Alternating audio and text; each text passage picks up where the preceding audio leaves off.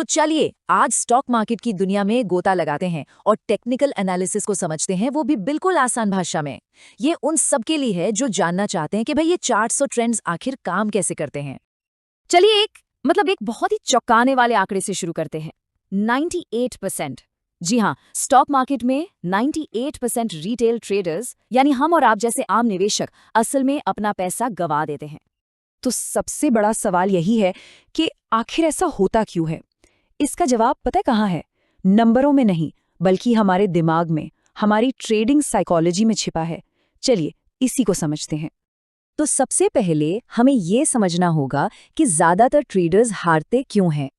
इसके लिए हमें उस 98% लोगों की मानसिकता, उनकी सोच को जानना होगा।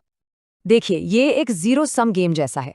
मतलब किसी का फायदा किसी दूसरे का नुकसान होता है। जो 2% लोग पैसा कमाते हैं ना, उन्हें ऑपरेटर्स या बड़े खिलाड़ी कहते हैं। उनके पास बहुत पैसा और ऐसी जानकारी होती है जो आम लोगों तक नहीं पहुंचती, और वो इसी का फायदा उठाकर 98% ट्रेडर्स का पैसा अपनी तरफ खींच लेते हैं। और यहीं पर एक कहावत है जो इस पूरी कहानी को एक लाइन में बता देती है। होता क्या है कि जब आम ट्रेडर को लगता है कि मार्केट ऊपर जाएगा तो वो नीचे चला जाता है, और जब उन्हें लगता है कि अब तो पक्का गिरेगा तो वो ऊपर भागने लगता है। मार्केट हमेशा भीड़ के खिलाफ चलता है। इसे ना क्रिकेट के एक उदाहरण से समझिए। सोचिए एक बॉलर है जिसे लगातार 2 छक्के पड़ गए। अब क्या होगा? उसकी साइकोलॉजी पूरी तरह बदल जाएगी। वो इमोशनल हो जाएगा और विकेट लेने की बजाय बस रन बचाने की सोचेगा, जो कि एक बहुत बड़ी गलती है। तो असली जड़ यही है।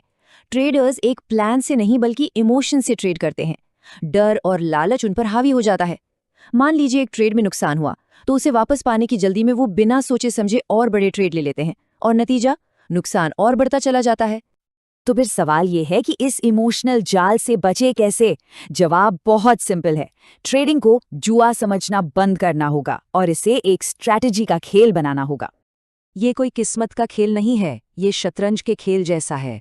जैसे शतरंज में जीतने के लिए आपको नियम पता होने चाहिए, एक चाल सोचनी पड़ती है, ठीक वैसे ही मार्केट में भी आपको एक सॉलिड स्ट्रैटेजी की जरूरत है। और यहीं पर हमारा सबसे बड़ा हथियार, या कह लीजिए हमारा गेम प्लान सामने आता है, टेक्निकल एनालिसिस। ये एक बहुत ही सिंपल आइडिया पर काम करता है कि मार्केट में जो पहले हो चुका है वो भविष्य में भी हो सकता है। क्यों? क्योंकि इंसानी साइकोलॉजी यानी डर और लालच ज्यादा नहीं बदलता। चलिए अब बात करते हैं टेक्निकल एनालिसिस के कुछ सुनहरे नियमों की। ये वो सिद्धांत हैं जिन पर पूरी की पूरी स्ट्रैटेजी टिकी हुई है। पहला और सबसे जरूरी नियम है प्राइस डिस्काउंट्स एवरीथिंग। इसका सीधा सा मतलब है कि किसी स्टॉक की जो मौजूदा कीमत है ना, उसमें उससे जुड़ी हर अच्छी बुरी खबर, कंपनी के नतीजे और देश की अर्थव्यवस्था का असर, सब कुछ पहले से ही शामिल होता है। इसलिए एक टेक्निकल एनालिस्ट इस बात पर ध्यान नहीं देता कि कीमत ऊपर या नीचे क्यों जा रही है। वो सिर्फ इस पर फोकस करता है कि क्या हो रहा है। मतलब चार्ट पर कीमत बढ़ रही है या घट रही है, बस यही मायने रखता है। और इसी से निकल कर आती है ट्रेडिंग की दुनिया की सबसे मशहूर कहावत, the trend is your friend, यानी ट्रेंड आपका सबसे अच्छा दोस्त है। ये बिल्कुल पतंग उड़ाने जैसा है। सोचिए जरा, आप हवा के खिलाफ पतंग नहीं उड़ा सकते हैं, है ना? ठीक वैसे ही अगर मार्केट का ट्रेंड ऊपर का है तो आपको उसके साथ चलना है, उससे लड़ना नहीं है। ट्रेंड के साथ बहने में ही समझदारी है। ठीक है, नियम तो समझ लिए, पर अब सवाल ये है कि चार्ट पर असल में देखना क्या होता है। वो कौन से संकेत हैं जो मार्केट हमें देता है? टेक्निकल एनालिसिस में हम कुछ खास चीजें देखते हैं। पहला, ओवरऑल ट्रेंड, मार्केट ऊपर जा रहा है या नीचे। दूसरा, सपोर्ट और रेजिस्टेंस, मतलब वो लेवल जहां से कीमत बार बार घूम जाती है। और तीसरा, वॉल्यूम, यानी कितनी खरीदारी या बिकवाली हो रही है। ये सारी चीजें मिलकर हमें खरीदारों, जिन्हें हम बुल्स कहते हैं, और विक्रेताओं यानी बेयर्स के बीच चल रही लड़ाई की पूरी कहानी बताती हैं, और इसी लड़ाई का नतीजा तय करता है कि मार्केट किस दिशा में जाएगा।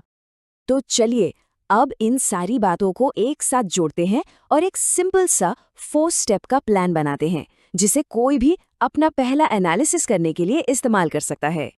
ये रहा वो 4 स्टेप प्लान। सबसे पहले ट्रेंड पहचाने, मार्केट ऊपर है, नीचे है या साइडवेज। दूसरा, सपोर्ट और रेजिस्टेंस लेवल ढूंढें, वो जगहें जहां कीमत रुक सकती है। तीसरा, दबाव देखें, खरीदार हावी है या विक्रेता। और आखिर में स्टॉक की ताकत परखें, क्या वो पूरे बाजार से ज्यादा मजबूत है या कमजोर।